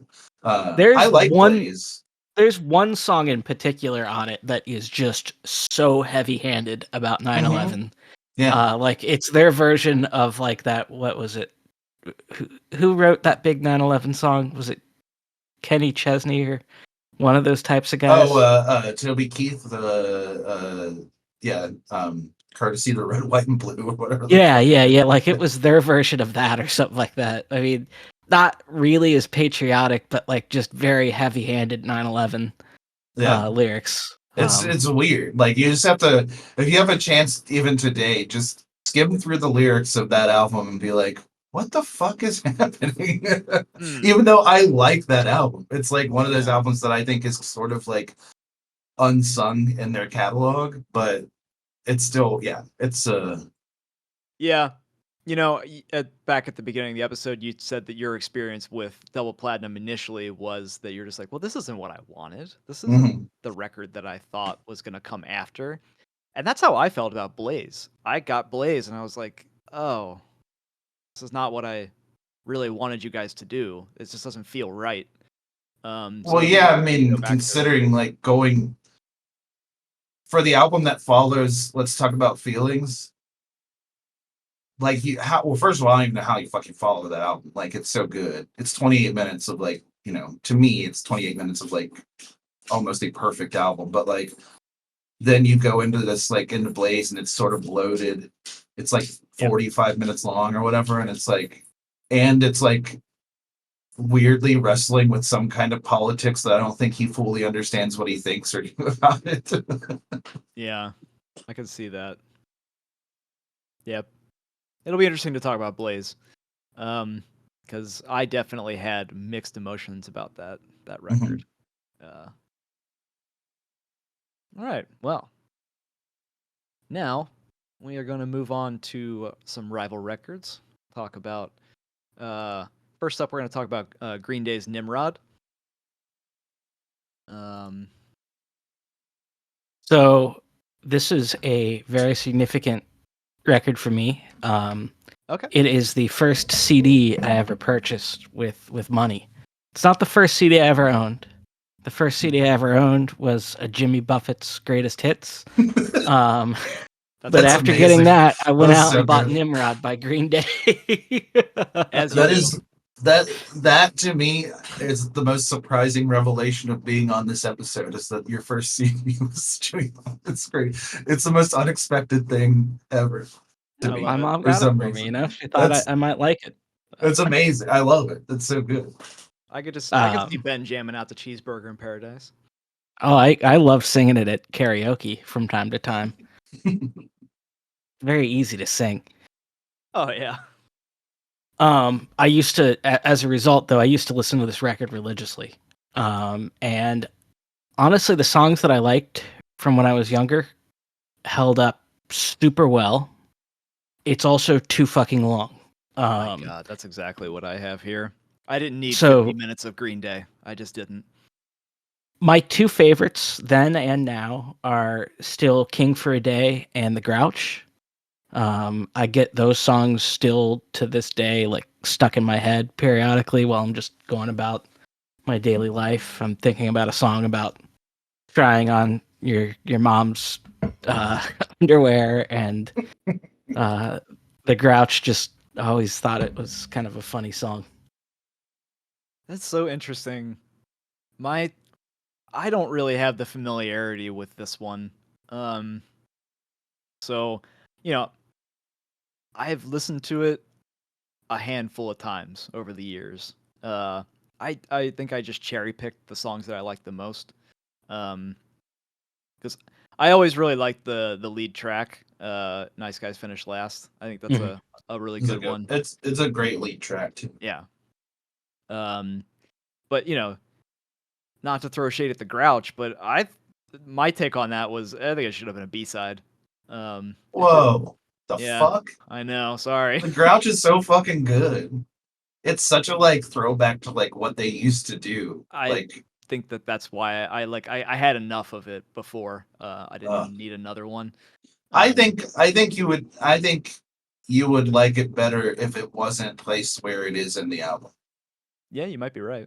Because it's first of all, I mean, like it's right after Hitching a Ride, which I don't know, it probably shouldn't be where it is.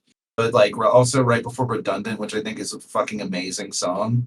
So like Yeah, I the like Grouch Redundant. doesn't really lead into the sentimentality of Redundant that much. It's like Yeah. it's not about being like a little shithead old man, and then like all of a sudden you're like having this like nice like wonderful song about like I don't know the past and like all that kind of thing. I know it's just a weird placement for it. Yeah. Yeah, I think that was the problem, is that the Grouch really just, you nailed it. It really it was so much of a throwback to their old material that I was kind of like, I had enough of this before. I didn't really need another one of these. I also just like something about him, the way that Billy Joe says like, "Now I'm just a shitty old man." I was like, it just it just bugs me. I was like, That's this my is dumb. favorite part. Yeah, I don't really like it very much. Shitty old man. It's like you could imagine Fat Mike saying that. Yeah, Exactly. just like Uh, I did think that, like, listening to Redundant, I was almost like, oh, this almost feels like the first step towards the sound that they had adapted for American Idiot. It yeah, sort of feels like the first time that they kind of landed on that, and then when they went into American Idiot, they were like, oh, let's just do something very much like this. yeah. I this this is like up there for me. It might be my favorite Green Day album. Really? Uh, yeah, I love it. I don't. I mean, I think you guys are right. I think it is too long. I think it could be trimmed in certain areas. I definitely don't think fucking you need that an instrumental song on there. I think you can cut that one. No. I think Good Riddance, as much as it has become the joke of like what Green Day is or whatever, uh, it didn't need to be on there. It's too fucking like saccharine. Wait, yeah, it's too much. Had Wonderwall come out at that point? Like, were they? Because it seems like that's what they were really going for with that song. I think you're probably right. Yeah, because I think Wonderwall was like 94 or something like that. And so this is, 97. But as a follow up, like, after Insomniac, like I like Insomniac now, but when it came out, I was like, what the fuck is this bullshit? Especially when it's a follow up to Dookie. Like, you're like, why the fuck is this like this? Like, what are you doing? The And then context of Insomniac is really fascinating, because we talked about that, and I think it was just Green Day was in a very weird, dark place when they wrote that one. it must have been. I mean, also like dealing with the kind of fame they were dealing with at the time and all that kind of Yeah. stuff. It's a But huge there's just so many weird songs on it that don't feel like anything. And then I feel like Nimrod like sort of corrects course, because Nice Guys Finish Last is like such a great return to them. And then it sort of goes on from there. Like Hitching a Ride is fine as far as songs go. The Grouch rules. Alex, you're wrong about this. I don't care what you say. That's just an opinion. But It's okay. but Redundant, Scattered, and all the time and Worry Rock, like all four of those songs are fucking like all timers to me. I think they're all like really, really good. And then you go to Platypus, which I don't think is it's fine. It's just like, why does it exist? Well, like Platypus and Take Back are both like kind of interesting songs to have on this record. Yeah. Yeah. Did you say that the other one you really like is King for a Day, Ben? Yeah. It's the ska song. Yeah. Yeah. My only note here was more like Clown for a Day. Oh, It's a ska song about Billy Joe wearing his mom's underwear. King for a Day, Princess by Dawn. I don't know. I like that song. I think it's good. I like most of the songs on this album. I don't care. I didn't need it. Yeah, so I think I'm firmly on the opposite side of everybody when it comes to this record. But Well, it's also like, I mean, this album and Warning are my two favorite Green Day albums. Like, Oh, I bar will none. concur with you on Warning. I think Warning is one of the best records they ever wrote. Yeah. Oh no, I think so too, and I think that people shit on it unfairly a lot of times for whatever reason. Absolutely. But yeah, I think it's great. But I think Nimrod's great too. But I mean, that's Yeah, I mean, I don't get me wrong. I do like a lot of these songs. But I guess I just don't like the ones that you guys like. I just think it's amazing that Good Riddance has almost 1 billion plays. Yeah. I don't Like, think anybody what even a- needs to hear an opinion on. I mean, everybody on Earth has an opinion on that song. Everybody's What heard a- it, right? Yeah, I think Everybody. so. I mean, what a wild long tail that song has for that band. It's hard to But believe because it's not that good. no, but it was on the Seinfeld finale, so I guess It's the worst part of the Seinfeld finale. I agree, and that's saying something. Yeah. Sitcom finales. They're a hard needle to thread. Oh yeah, for sure. Yeah. But I think that also, just in defense of Nimrod, like if you have the song Worry Rock on your album, that album automatically goes up by like a couple of places to me, because I think that song is like almost perfect as far as songs go. But It's that's just I certainly agree with that. I think it is one of the best for sure. and Scattered is no slouch either, but that's I like Scattered too. All right. Now let's move on to Bouncing Soul, self-titled. speaking of albums that are too fucking long. Are you serious? Yeah. Oh man. I kind of agree. I feel like one or two less songs on it, but like in terms of length, songs are so short. this flies by. It flies. I know, but like it reminds me of like, because it's kind of like a pseudo like hardcore album ish, and it reminds me of hardcore albums like in back then or even now, that because the songs are so short, they're like, we're gonna give you quantity over quality, and so that's you get what the like Green Day record is too.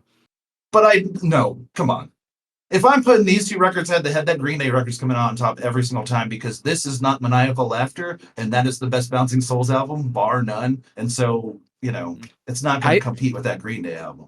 I agreed with you at one point, but I definitely think that this has become one of my favorite Bouncing Souls records. This is the best fair. Bouncing Souls record. It sounds like a token entry record to me.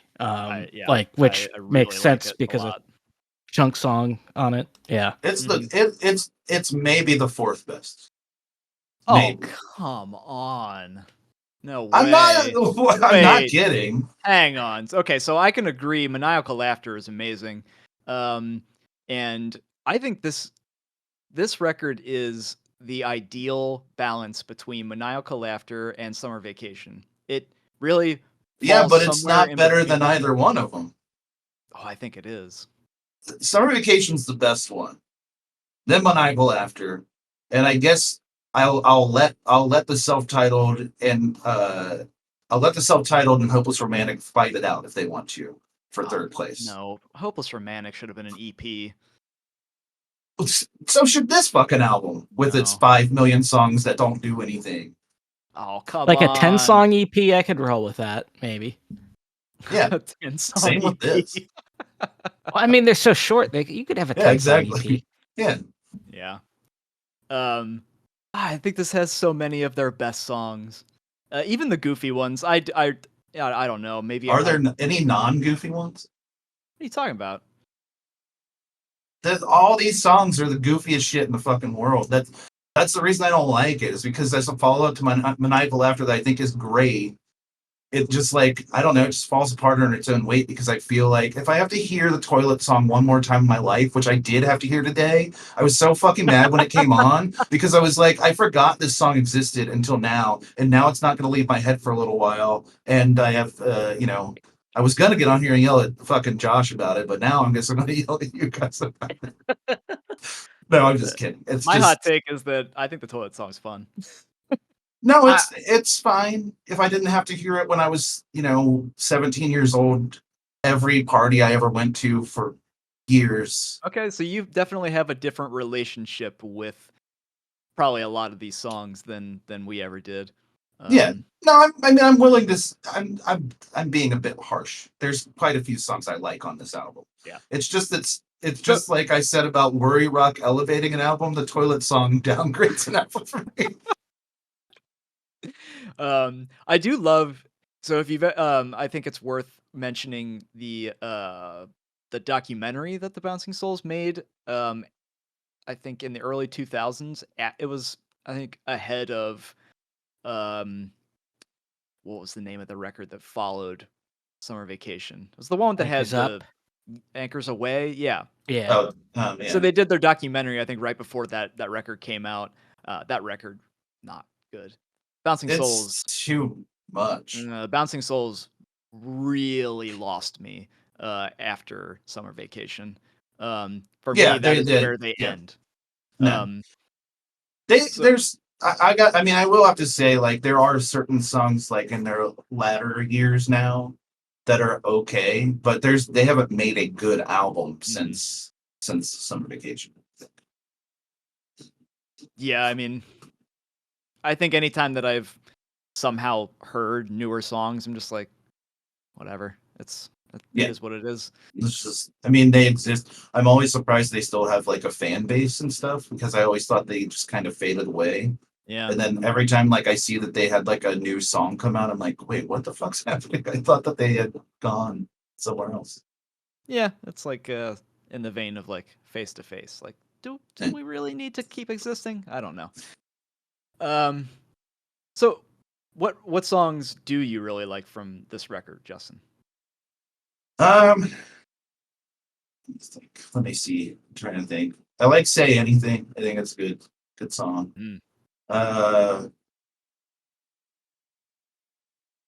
I mean, I guess, let's see, outside of, I don't really like Low Life that much.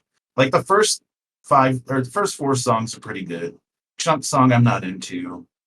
Or Low Life, I don't really like. The first three songs I really like. East Side Max is fine. Toilet Song, uh, Single Successful Guy.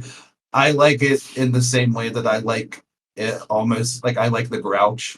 It's the same kind of like stupid, like annoying song about like people growing up and like what they used to be or what they could be, kind of thing. Um, and then like I feel like there's like I don't know, a couple of like filler things on here. Like Party at 174, I like okay, but it doesn't really need to be in there. I like Holiday Cocktail Lounge. Mhm. East Coast Fuck You's fine.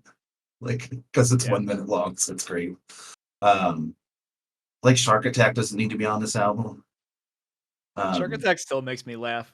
oh sure, no, I agree with you. It's funny. Like Mhm. the only song I really just don't like. I said is just Toilet Song. I just can't. It just never is one of those things that I'm ever gonna like be into, because of the fact that like everybody thought it was so great then, and I was like of the opinion I was just like it's not. Please stop playing this song all the time. But Well, uh, yeah, so what I was gonna say earlier about that documentary was they on that documentary they talk about where like the origin of that song. mhm, And it's a fun story. I think that's a fun documentary from what I remember. But I haven't watched it. I only watched it the one time back when it came out, so but I remember at the time really enjoying it. So if you like the Bouncing Souls and you've never watched it, go watch it. It's good. And they tell the story of the origins of the toilet song, where they literally took a toilet up on the roof and tossed it off because they were living in a punk house and there were some they wild already dudes. yeah, so Uh, crazy.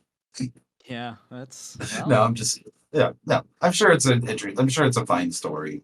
I've never Uh, thrown a toilet off the roof, although I well, wish no I time had. like Have the you ever present, thrown I one guess. on it though? That's the real question. Right. I don't think Um, I could throw that high. Not a toilet anyway. I'm sure those Maybe things a are pretty small damn heavy. toilet. A novelty toilet? Yeah, novelty toilet. You could throw one on the roof. All Um, right.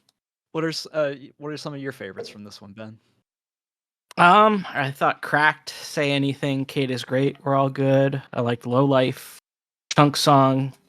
I could see myself hating Toilet Song if I've heard it way more, but for now it's fine. And then East Coast Fuck You, and the only song off of this I'd listen to regularly before this was really Shark Attack, and I still think that song is a wonderfully well executed joke song. It is. It really is. Yeah. I like building up a mythology for your band that you guys are terrible mooches who nobody should ever put up when they're on tour. I will always laugh at that line. That they're not homeless. They're a band that played in France. And he's like, it's the same thing. It gets me every time.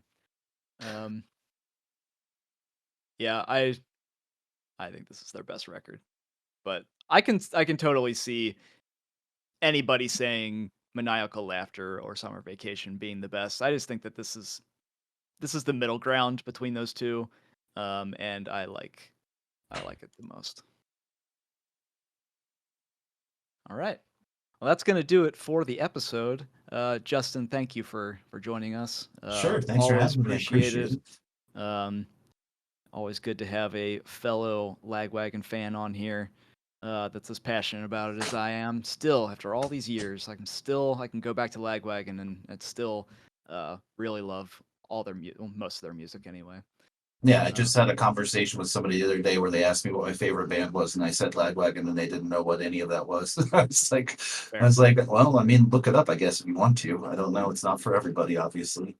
Hey, there's no excuse anymore. There's Spotify. There's Apple Music. It's all there. Just if you've never heard of it, just search it. All right.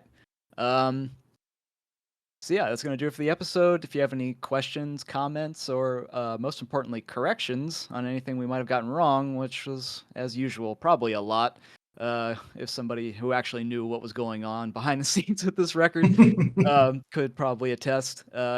But please email us at ontherecord@gmail.com so we could set the record straight in a future episode. We will be back in the next week to talk about Bracket's Novelty Forever. Thanks for listening.